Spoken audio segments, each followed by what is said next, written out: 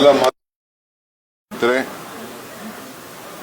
ನಾಡಿನ ಜನತೆಗೆ 7.5 ಕೋಟಿ ಜನತೆಗೆ ಮತ್ತು ಭಾರತದ ಎಲ್ಲ ನಾಗರಿಕರಿಗೆ ಈ ಶುಭ ಸಂದರ್ಭದಲ್ಲಿ ತಮ್ಮ ಮುಖಾಂತರ ನಾನು ಹೃದಯಪೂರ್ವಕವಾದಂಥ ಶುಭಾಶಯನ ತಲುಪಿಸ್ತಾ ಇದ್ದೀನಿ.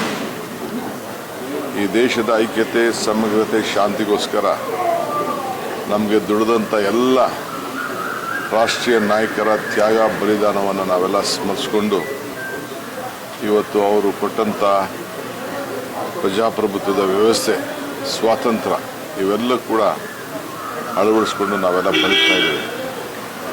ಇಂದಿನ ಸಂದರ್ಭದಲ್ಲಿ ಪ್ರಪ್ರಥಮವಾಗಿ ನಾನು ಈ ರಾಜ್ಯದ ಮುಖ್ಯಮಂತ್ರಿಯಾಗಿ, ಜನರ ಒಬ್ಬ ಸೇವಕನಾಗಿ ಇವತ್ತು ಈ ರಾಷ್ಟ್ರಧ್ವಜವನ್ನು ರಾಜ್ಯದ ಜನತೆಯ ಪರವಾಗಿ ಆಚರಿಸಲು ಸಿಕ್ಕಿರೋದು ನಮ್ಮೆಲ್ಲರ ಭಾಗ್ಯ.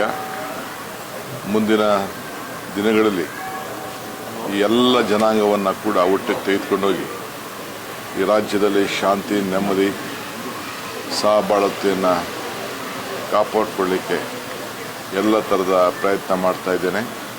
ನೀವೆಲ್ಲರೂ ಕೂಡ ಪುಟಾಣಿ ಮಕ್ಕಳಿಂದ ಹಿಡಿದು ಹಿರಿಯರವರು ಕೂಡ, ಮಠಾಧೀಶರಿಂದ ಹಿಡಿದು ಎಲ್ಲ ಅಧಿಕಾರಿಗಳು, ನಮ್ಮ ರಕ್ಷಣೆಯನ್ನು ಮಾಡ್ತಾ ಇರೋಂಥ ಎಲ್ಲ ನನ್ನ ಸೈನಿಕ ಬಂಧುಗಳು, ಕಾರ್ಮಿಕರು, ರೈತರು, ಎಲ್ಲ ವರ್ಗದವರು ಕೂಡ ಈ ಸಂಭ್ರಮವನ್ನು ಆಚರಣೆ ಮಾಡಿ ಈ ದೇಶಕ್ಕೆ ಶಾಂತಿಯನ್ನು ಮೂಡಿಸಬೇಕು ಅಂತೇಳಿ ನಾನು ಪ್ರಾರ್ಥನೆ ಮಾಡ್ತಾ ಇದ್ದೀನಿ.